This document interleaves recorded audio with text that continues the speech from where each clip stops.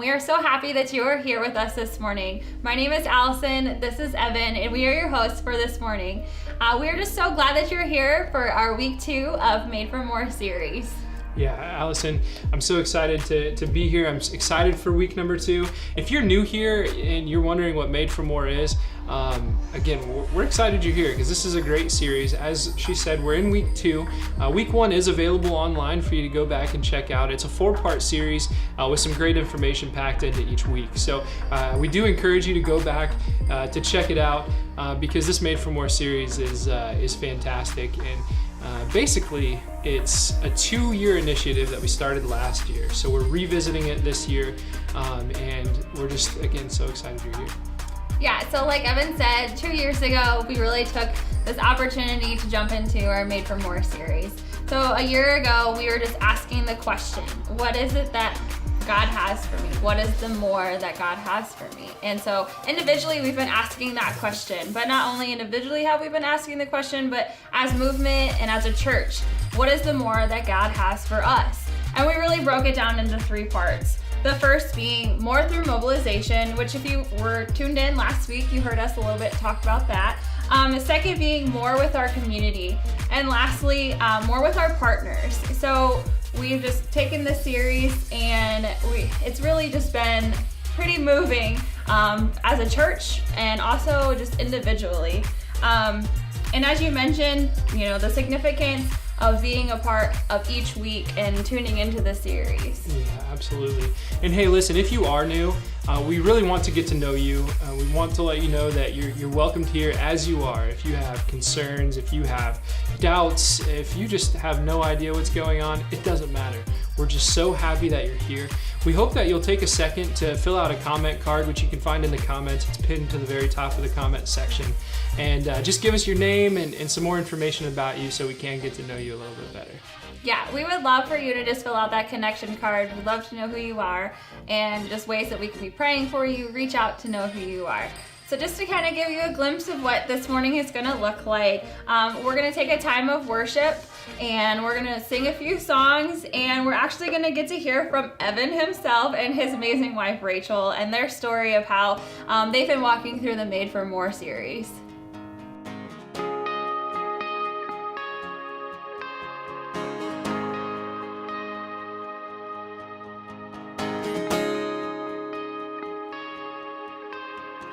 Just one word, you calm the storm that surrounds me. Just one word, the darkness has to retreat. Just one touch, I feel the presence of heaven. Just one touch, my eyes are open to see. My heart can't help but believe. There's nothing that our God can't do. There's not a mountain that He can't move. Oh, praise the name that makes a way. There's nothing that our God can't do. Just one word, you heal what's broken inside me. Just one word, you revive every dream. Yes, you do that. Just one touch, I feel the power of heaven. Just one touch, my eyes are open to see. My heart can't help but believe. There's nothing that our God can't do. There's not a mountain that He can't move. Oh, praise the name that makes a way. There's nothing that our God can't do. There's nothing that our God can't do. There's not a prison wall He can't break through. Oh, praise the name that makes a way. There's nothing that our God can't do.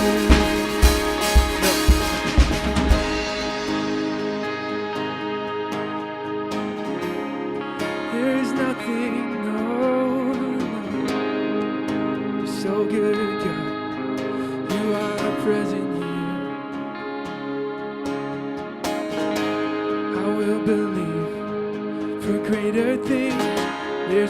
power like the power of Jesus.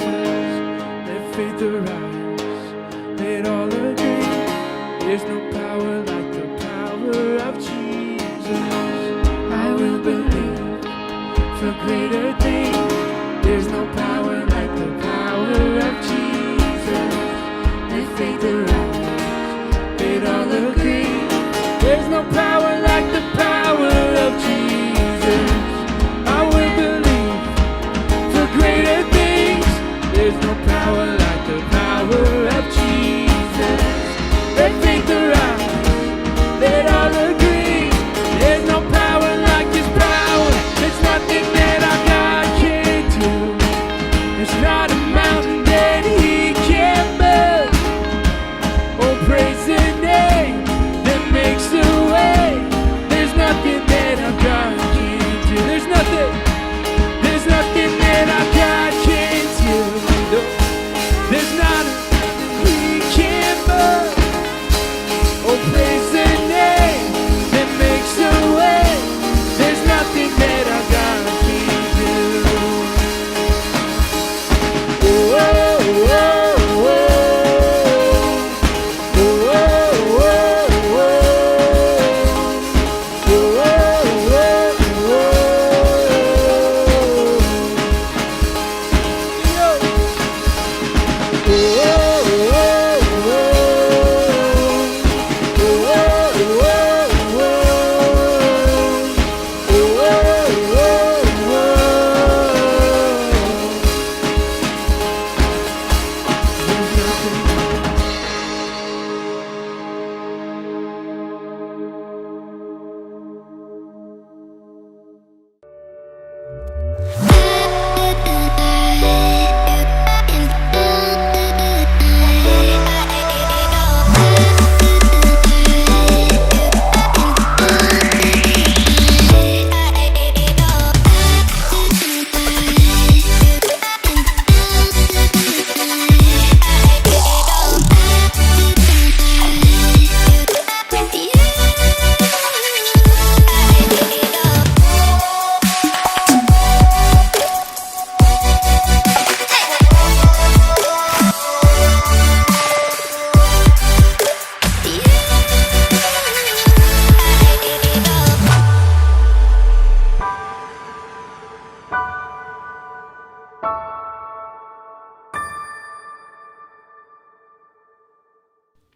Well, I remember it like it was yesterday. It was Christmas of 1988, and my brother and I, for the months leading up to Christmas, had asked for one thing, repeatedly over and over and over again. The only thing that we really wanted, that we really desired, was a Nintendo Entertainment System, the original Nintendo.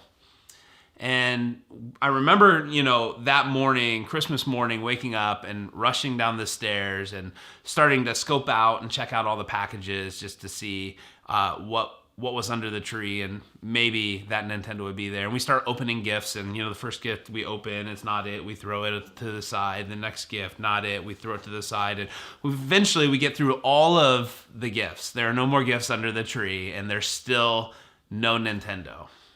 And I remember my brother and I we were pretty devastated. It's really all that we wanted. And then as we came to this point of just being disappointed, my mom says to us, "Hey, I almost forgot. There's one more gift."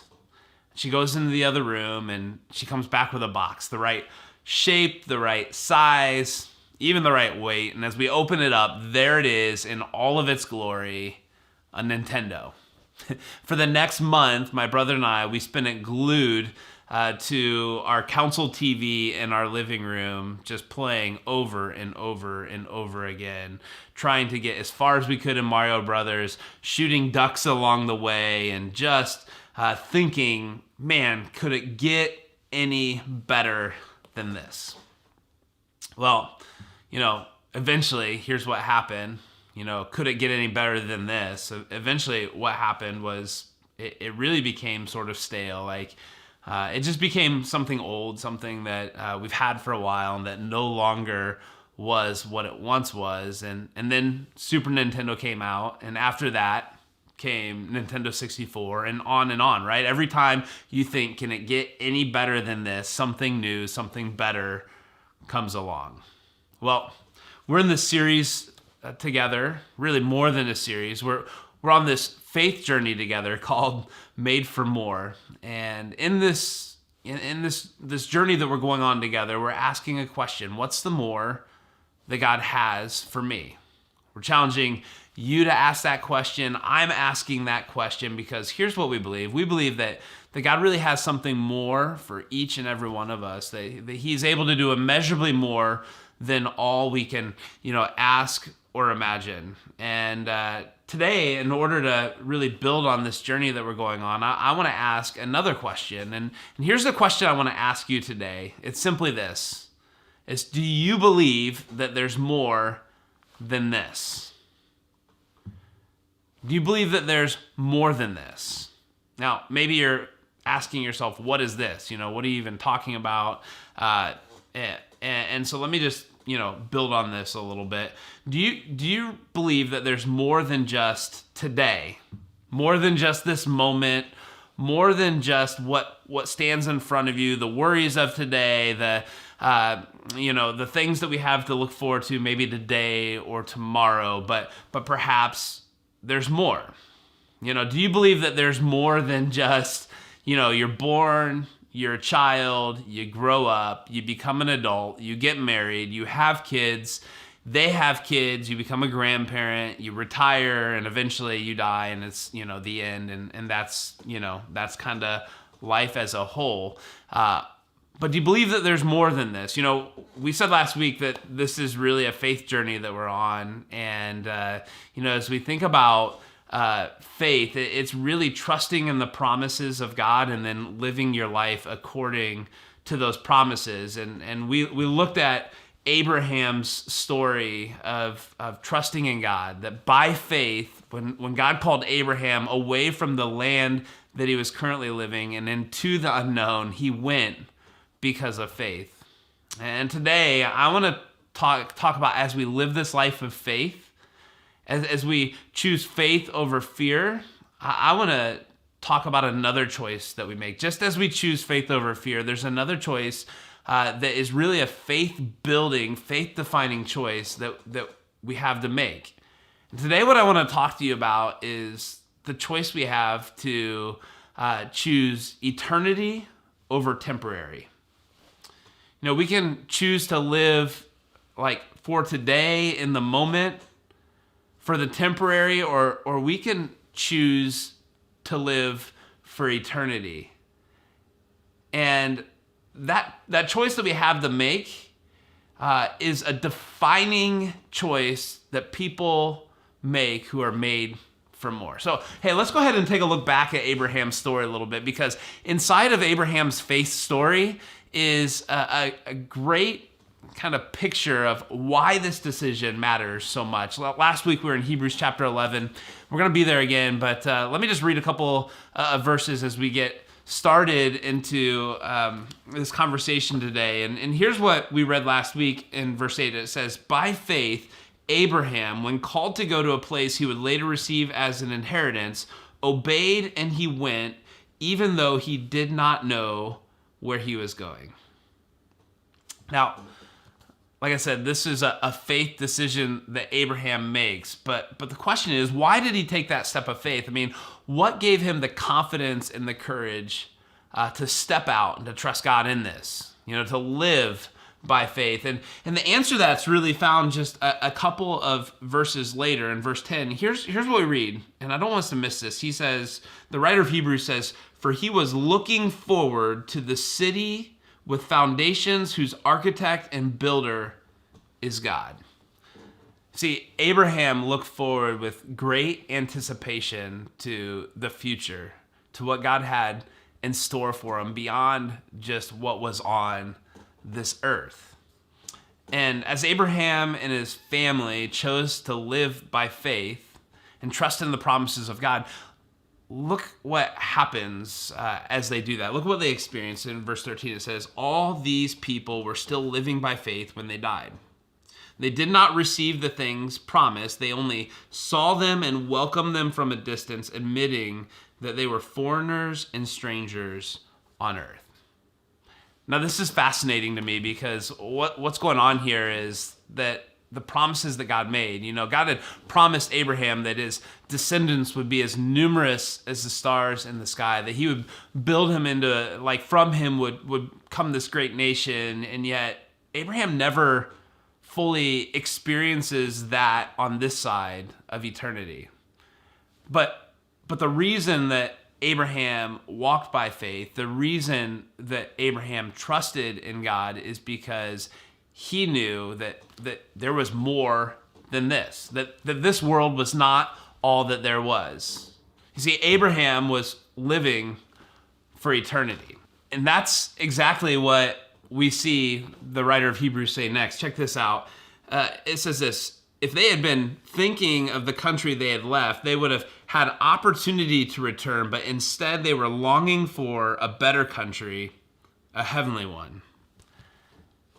I think so often on this faith journey, when all we kind of can put our minds around is what's right in front of us for what this world has to offer. So often what happens is we have all these opportunities to choose to turn back and to not trust in God, to not take that step of faith. Like, we have this opportunity to go back to what's comfortable, what we're used to, what maybe what's manageable. But what the scriptures say is that Abraham, the reason that he didn't just go back to what he was used to, the reason that he didn't just go back to comfortable, was because he was looking forward to heaven. Like, he was looking forward to eternity. He was choosing eternal over temporary. And so here's the question again that I want to ask you this morning. Do you believe that there's more than this? Because I really want us to know that our understanding of eternity will shape the decisions that we make today. Like, how we view eternity will shape the decisions that you and I make today. Now, there's an illustration by a pastor and author by the name of Francis Chan that really just helped me gain some perspective on just how significant of a choice this is. And I was watching a message one time, and he had this rope, and he stretched this rope out and stretched it from one side of the stage to the other, as far as you could see. And he said, imagine this rope represents your life, and not just like your life on earth, but eternity, right? It goes on forever. It never stops. From here to there, it never stops. He says, now imagine that is your life. That's eternity. And imagine this little strip of red on this rope. It represents your life on earth, right? The scriptures speak into this idea that our life is like a mist or a vapor. It's, here one moment and gone the next. And no one's promised tomorrow. Like, our life on earth can end at any moment. And Francis Chan goes on and says, now, what's fascinating is so many of us, we're programmed, we're conditioned, our culture, our world, everyone lives for the moment. Everyone makes decisions. Everyone chooses how they live for this moment, this little line on this rope. And they fail to realize that we have all of eternity, that the decisions that we make in this moment impact all of eternity. That there's something more than this. In the New Testament, Paul writes about just the significance of this as well. In Philippians chapter 3, Paul writes about how he's forgetting what's behind him, and he's pressing on towards the goal which God has called him, and that is heavenward. In other words, he's pushing on towards eternity spent in the very presence of God. And he says the reason that he does this, why this is such an important step for him is because his understanding, he goes on just a few verses later and says, because our citizenship is in heaven, and we eagerly await a Savior from there. He says, look, our citizenship is, I'm not a U.S. citizen, or, that there's more than just, our home is more than just this earth. Our home, as followers of Jesus, our home is heaven. And so we really have this choice about how we're going to view our lives on this earth. And Paul would later say in 2 Corinthians chapter 9, he would go on and he would say, look, I fix my eyes not on what is seen, because what is seen is temporary, but what is unseen, because for what is unseen is eternal. And so let me just ask you this question today as we go on this Made for More journey together, as we understand we have this choice to either choose the temporary or the eternal. Let me just ask you this question. What does it look like for you to live with an eternal perspective? What would it look like for you to understand and make decisions based not on today or how it impacts tomorrow, but on how it impacts eternity? How would your relationship with your kids change if you viewed that relationship with an eternal perspective? How would your view of your relationship with your neighbors change if you knew that it had an eternal impact? How would the way that you spent your money change if you knew that it impacted eternity? How would the way that you view your stuff change if it wasn't about today, if it wasn't about what was temporary, but if you had eternity on your mind?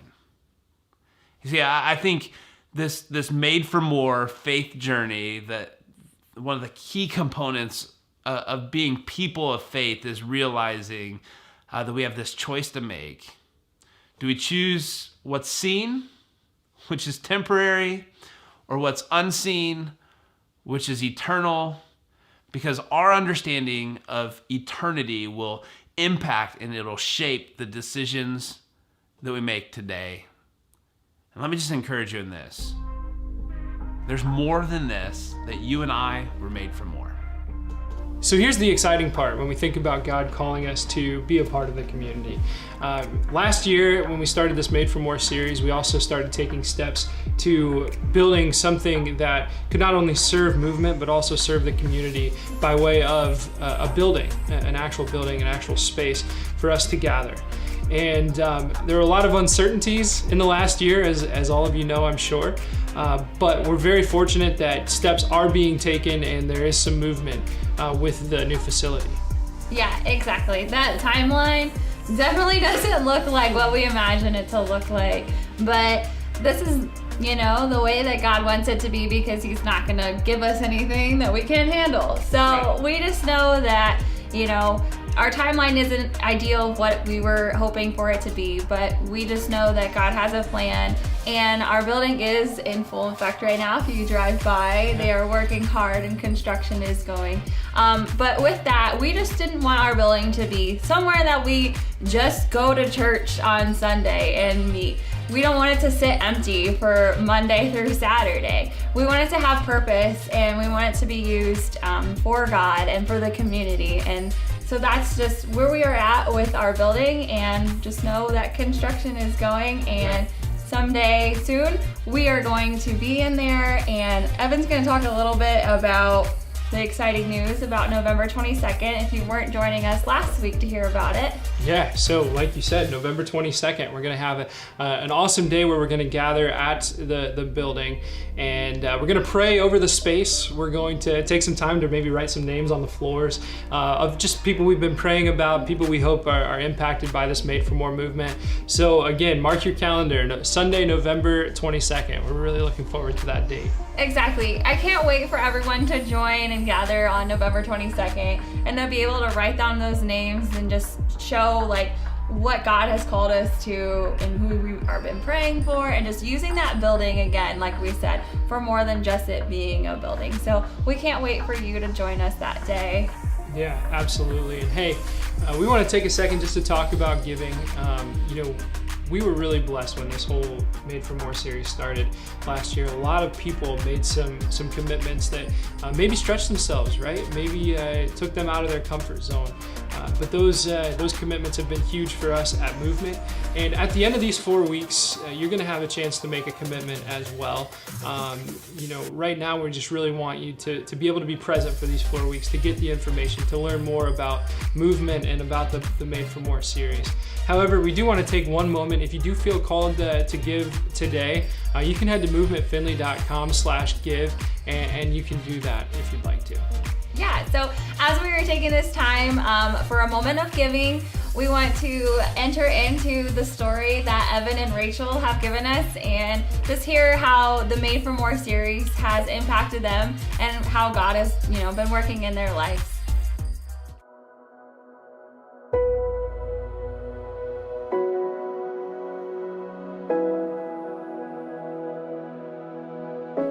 I'm Evan Skilliter. I'm Rachel Skilliter. We've been at Movement for 2 years. Well, I know we're super excited about this Made for More journey. Last year, we took a pretty big step of faith with the first Made for More journey, and it impacted our lives dramatically. And we've been so blessed to be able to see our commitment and how it's impacted the community, how it's impacted others, and just the growth of Movement in that short time. And so for us, we're just really excited to see what this Made for More movement will do. Yeah, it's impacted us a lot on a personal level as well. We've grown a lot closer to God, and our relationship has grown as well just through that step. So it's been really neat to watch it play out throughout the last year. Last year, we certainly stepped out of our comfort zone, and we committed to the Made for More movement. Like I said, it was out of our comfort zone a little bit, but we had faith that investment in Movement would grow exponentially, and it really did. We saw so much good happen throughout the course of the year, and that's exactly what we were hoping for, right? We were able to see our investment just improve the lives of others. And we can see it at work with Movement doing all the different things around the community and for different organizations and all the service opportunities as well. It's just been so fantastic to see that grow. So this past year has been really interesting. We've gone through some battles and they've been fairly silent, but it's affected my mental health a lot as well. And there's been a lot of questioning, I guess, just why God is putting us in our situations that we're in, and how is God using me in this certain situation. And I ended up calling this my waiting period. And so Evan and I were just trying to seek God through this. Like, why are we not getting what we want? Why are we not getting our prayers answered? What is happening? Like, how is God using us? And in the beginning, I dealt with that by using the world to make me happier, and it wasn't working. It was just making me more upset and things. And then it flipped a switch. It was around March, April-ish.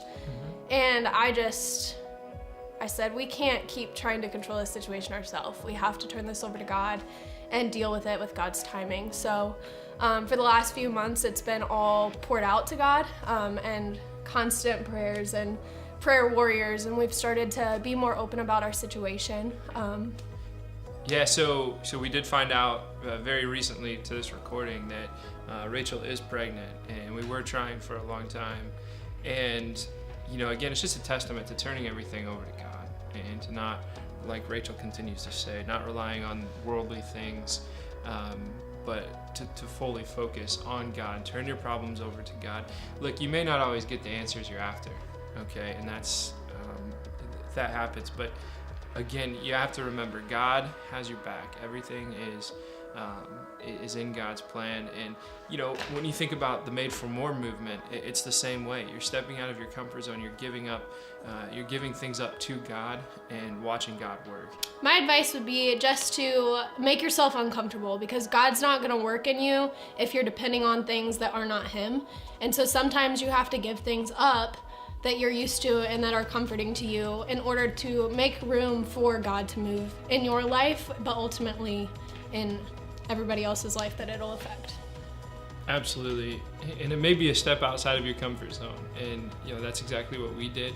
And I just encourage you to consider those steps, and just remember that God has your back, right? And so stepping out of your comfort zone is okay, but just remember you can rely on God, and God will continue to provide for you like He's provided for us.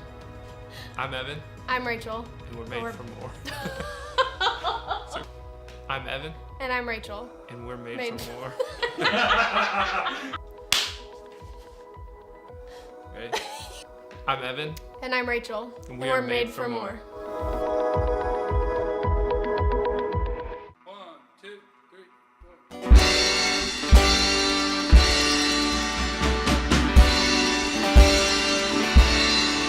When we sing, let it be your name. If we run, it's to win the race. We trust where you will go. We trust in you alone. If we live, it is for your fame. If we die, it is only gain. We trust where you will go. We trust in you alone. Hearing now the sound of the kingdom, singing out the anthem of freedom. Oh, oh, we trust in you will go. Oh, we trust in you alone. When we move, it's by your command. When we shout our victorious stand, we trust where you will go. We trust in you alone. Hearing now the sound of the kingdom, singing out the anthem of freedom. Oh, oh, we trust in you. Hearing now the sound of the kingdom, singing out the anthem of freedom. Oh, oh, we trust in you will go. Oh, we trust in you alone.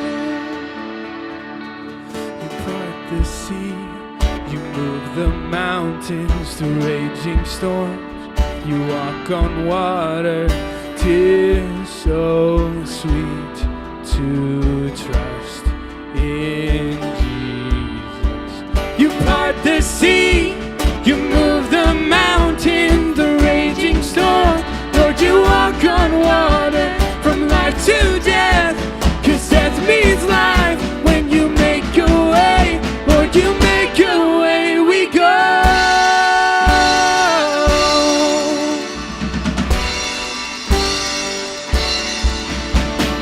Hearing now the sound of the kingdom, singing out the anthem of freedom. Oh, oh, we trust in you. Hearing now the sound of the kingdom, singing out the anthem of freedom. Oh, oh, we trust where you will go. Oh, we trust in you alone.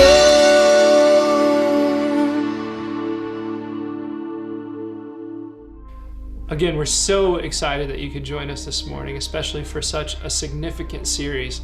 Again, it is a 4-part series, and if you missed last week, you can probably find it on Facebook, but you can definitely find it at movementfinley.com/made-for-more. And on that website, you can find a ton of other information on the series, because we know there's a lot that goes with it. So we really encourage you to head for that website. Again, it's movementfinley.com/made-for-more. Yeah, definitely. And we also want you to know that in 2 weeks, we are going to have an in-person celebration. It's going to be November 15th at Owens Community College. And if you were with us last year during the Made for More series and attended our commitment celebration night, you know that that was a very important God moving night. And so we just really encourage you to be there on the 15th because it's just so important. And if you're really wondering what this series is all about, even after watching last week and today, that night was just so moving, and it really answered the question, what is the more that God has for me? And you just took the time and just really didn't even talk. It was just a point of listening and listening to worship and just listening to what God was telling you. So again, that's November 15th. We just would love for you to join us. But thank you for joining us today, and we just want you to go out and be the church and have a great day.